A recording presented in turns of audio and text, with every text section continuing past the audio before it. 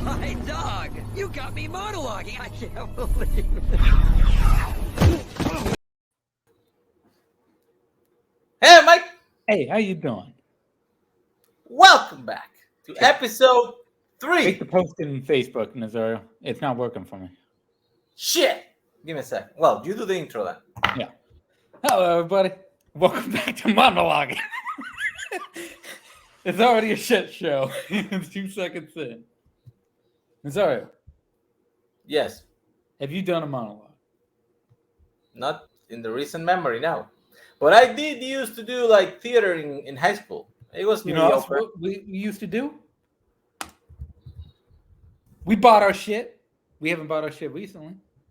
Actually, I think we kind of forgot to do that last time. So it's good that we're not forgetting this time. Yes. Always buy our shit. We got mugs. We got shirts. We got pillowcases. You want to sleep on Nazario? You get your shot. We still have the door. Like the door is always a non-seller. I don't know why I bought it. It's amazing. Exactly. Okay. It seems like we lost somebody backstage. Yeah. But Let's have some we need to patience. bring in our other judge. All right. We had Bar. We had Bar, but Bar's not here. Today we have Bar sucks. I just thinking of like me buying a pillowcase and like putting it on my pillow and my wife like divorcing me in the night. I also was hoping that one person does a monologue from like one of the like Jason or Michael where they just stand there and like turn their head weird and just present it as a monologue because I probably would vote for it at this point. So not giving any hints for future episodes, but you can convince me for a minute doing that. I would like to see that. Like Nico, that's what you should have done instead of Pulp Fiction. You might have still been in this tournament. Just got a message. Somebody's internet died. One of the players today. Is it Boatman? They are trying to get back on. Let's see what happens. It was Boatman. Dad probably recycled the Wi-Fi. So we had a match from the Kurt Russell bracket. Yes. We had a match from the Bruce Campbell bracket. So yes. We have in touch the Goot. The Goot. The Goot of a bracket. This originally was supposed to be Caleb Boatman versus Steve Mesa. Yes. Something happened. Yeah, somebody, I'm not going to say who, but somebody decided, hey, monologue ain't for them. They'd rather, go play in random. Yes. Because apparently the video store is too much for their lives or something. Like their life is too busy. Yeah. But they can go shoot the shit in full class. So, yeah, he got replaced by Eli McCaig. Speaking of, surprisingly, Eli's internet has not fallen down. So we will bring him in right now. Eli. Hi. Hi. Camera that Eli's ever looked on a store on any episode of anything ever. Hey, look, the years have been kind to me. I've been able to upgrade. I'm proud of you. Thank you, Dad. Just came a little late, for your fandom career, but other than that, yeah, that's fair. I'm just gonna throw this out there. I get so much shit thrown at me of Gutenberg, the Goot from Mike. I have a total of 2 films logged from Gutenberg. You know why? Because you don't need to log them. You've lived them. You're right. Do you have any acting background, Eli? Yes, I did theater in high school. I also did a lot of community theater. I also did a lot of college theater. I've ever done acting. Alice in Wonderland? I have never been in Alice in Wonderland. Well, you ain't shit to the person backstage. Well, I've been in Aladdin. I played the genie once. Have you ever been paid by acting? Almost. Doesn't count. Yeah. Boat's here. So, Hey. your internet is back. Yeah. There's Mad Hatter. There's Mad Hatter. Boatman, I do stole you the have hat. any background in acting? I played the Mad Hatter in high school, which I thought was like it was going to be enough to beat that one guy who doesn't even like know what Blockbuster Video is and left to go play Classic. But then he dropped out, and then you set me up against someone who like actually acts. So I'm a little mad at you guys, honestly. This is how tournaments work. Like set up the whole thing over? It's too hard. Too much work. Yeah, but you could have said no to Eli. Give me Hunter. No, it was more of just Nazario came to me and said, "Hey Eli, you want to do this?" And I said, "Sure." Yeah. I mean, I did ask a couple of people. Most people said like, "The fuck, monologuing?" No. Look, I'm fine with Eli's choice. Good for us. Eli said this. And also, in principle, I am against giving anybody a bye. So, yeah, that's fair. I mean, except when the 49ers get buys. Those are good. Okay. We're going to do round one. This is the short monologue phase.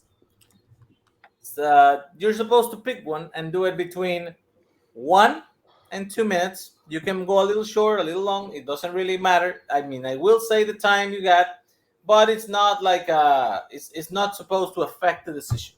So also, we will not be putting any comments on screen. No, once you guys are done, then we put the comments. Yeah.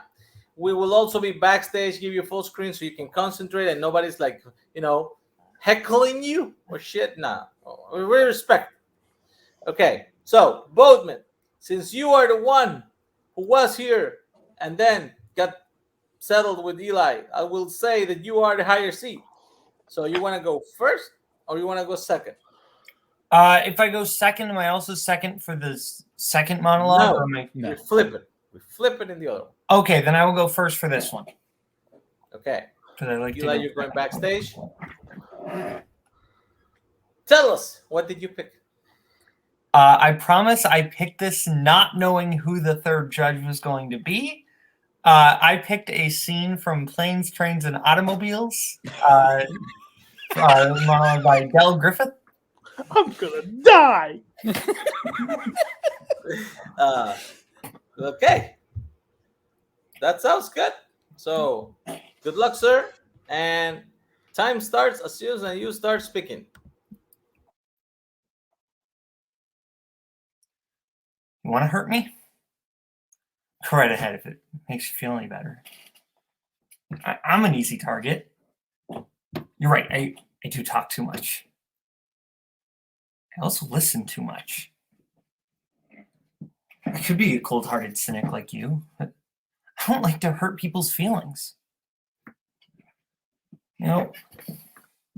You think what you want about me. I'm not changing. I like me. My wife likes me. My customers like me. Because I'm the genuine article. What you see is what you get. See. Okay. Short and sweet. 48 seconds. A little bit under, but acceptable. Judges, do you have any feedback on this short monologue before we pass to Eli? I feel like that's very similar to a Warzone meeting between me and Boatman, and I'm the one he's yelling, "You want to hurt me? Go ahead." But no, really good job. Of a scene that I absolutely love. That was really well done. I thought it was short, to the point, straightforward, yet some meaning behind it. I thought it was fair. Mike. Yeah, I thought you did a really good job. Good shit. Okay. Boatman, you're going in the background. Here's Eli. Hello. Where are your glasses? I have to get into character. Okay. What did you pick for round one? I chose a monologue from The Dark Knight. It was the Joker's first "Why So Serious" monologue. Interesting. Okay, time starts when you start.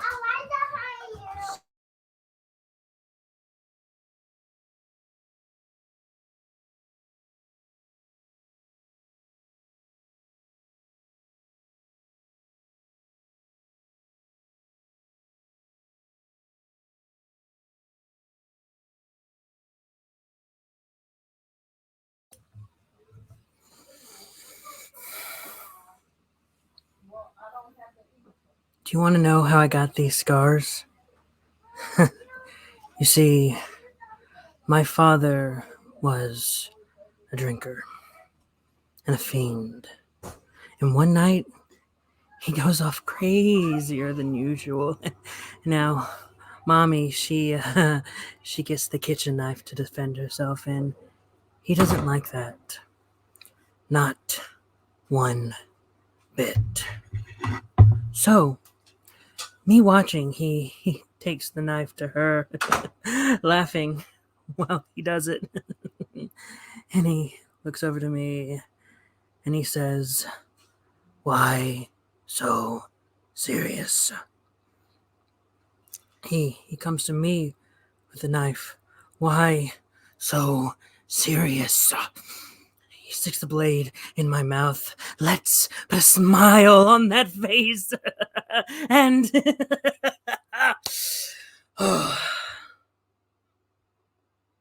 why so serious? Scene.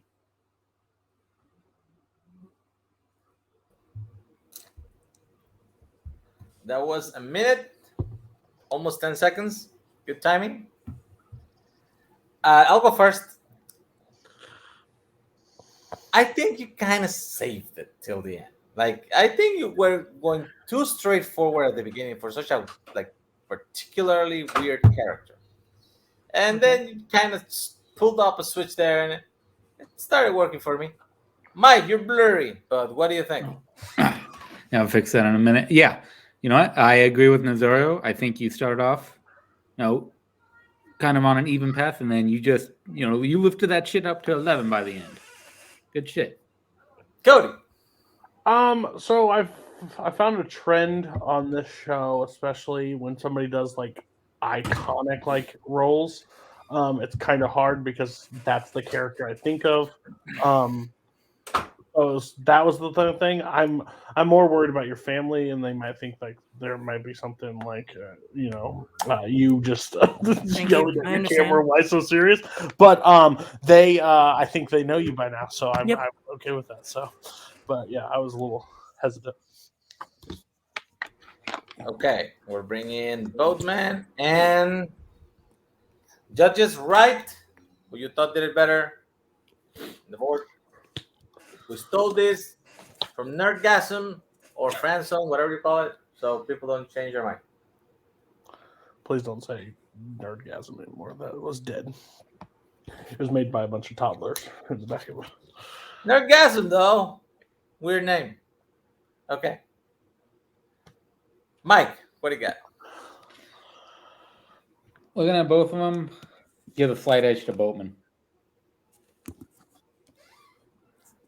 Cody, what do you got?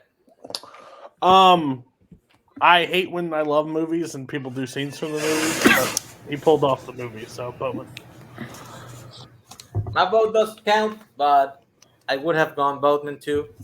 I don't think Eli did a bad job. I just think it started off key. Like you didn't really got to what you wanted to do until like halfway through. I think you closed out very strongly, but it took a while to get there. So my advice would be like from the beginning, figure out what you want to do and just go for it. Consistency, Okay. yes, sir. Second monologue tonight. It's the 2 to 3 minute monologue, and this time we will start with Eli. So my vote. Eli, what did you pick for your second monologue? For my second one, I picked the monologue from The Network, the one where it ends with "I'm mad as hell and I'm not gonna take it anymore." Okay. You just went for the gambit, didn't you? I went for it. Forward. Look, even if I don't win, I want it to be known. At least I went for it. I'll tell you. Yeah. You went for two of the most. Yeah, that's crazy. Time starts as soon as you start.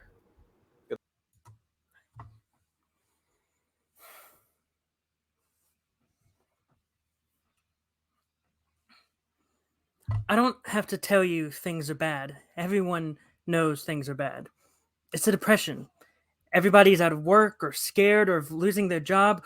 The dollar buys a nickel's worth. Banks are going bust. Shopkeepers keep a gun under the counter. Punks are running wild in the streets. And there's nobody anywhere who seems to know what to do. And there's no end to it.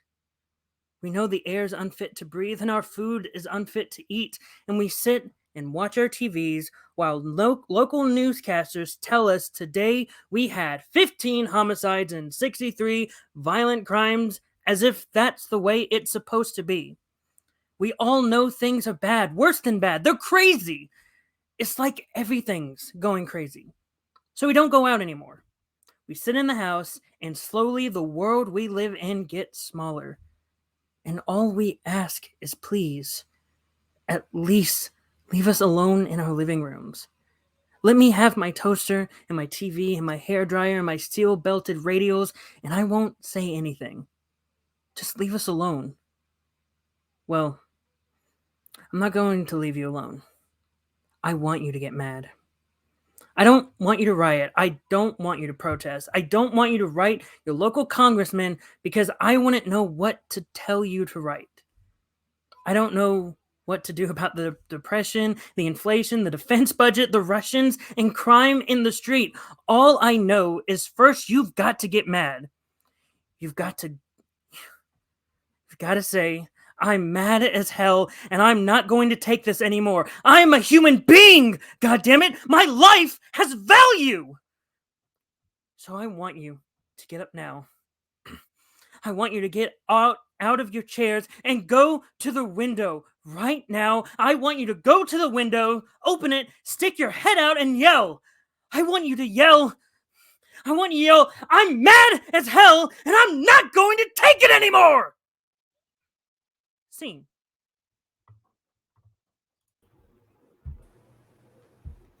Okay. Thoughts, Cody? Yeah. First. 2 minutes, 9 seconds. Good time. That scene is very iconic. What I thought was with the Joker one, it was like that's so character work, and like I think like the aesthetics and everything plays in that character. I think with Finch's portrayal of that, I think you did a really good job, and you stayed consistent on like you didn't get too mad too fast, and you ended right where you needed to. So I thought it was really good. It's still just a tough performance to go against Finch, but I think you did as well as you could have with that role. I kind of agree. I think you did the same thing that with the Joker. You started at one point and then you ended up in a completely different place. I do feel this one was more natural to the monologue, like because that's how it goes, in the original film. And yeah, like you ended up strongly. I like that, Mike. Yeah, I do not agree with both Nazario and Cody. Consistency is key, and this time you nailed it. Good shit. Okay. Now, we'll bring in Boat. Boat, what do you have for your second monologue? I've got a monologue from Swingers. This is Jon Favreau's character, Mike, when he is on the answering machine. Oh, shit. Okay. Got 2 minutes when you start.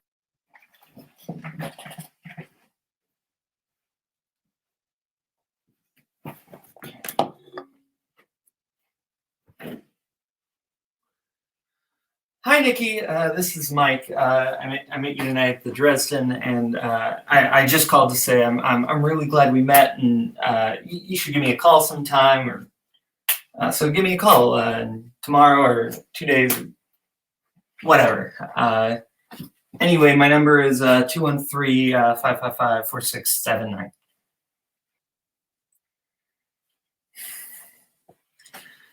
Hi, Nikki. This is Mike again. I'm just calling because it sounds like your machine might have cut me off when I tried to get you my number. And I also apologize for calling so late, but you were still there when I left the Dresden, so I knew I'd get your machine. Anyway, my number is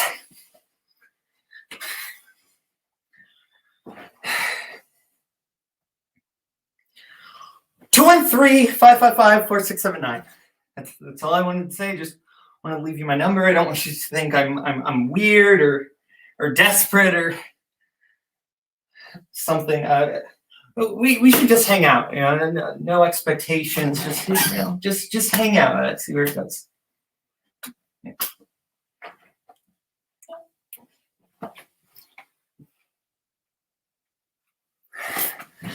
I just got out of a 6-year relationship. That's why I'm acting so weird. It's not you. It's me. I'm sorry. This is Mike.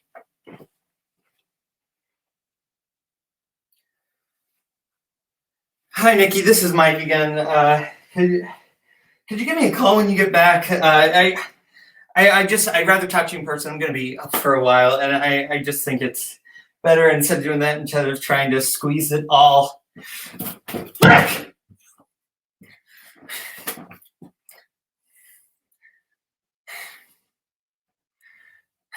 I don't think this is working out. I'm sorry. Nikki! Hi! Were you listening that whole time, or did you just get home? Or oh, you're there the whole time. Okay. Right. And see.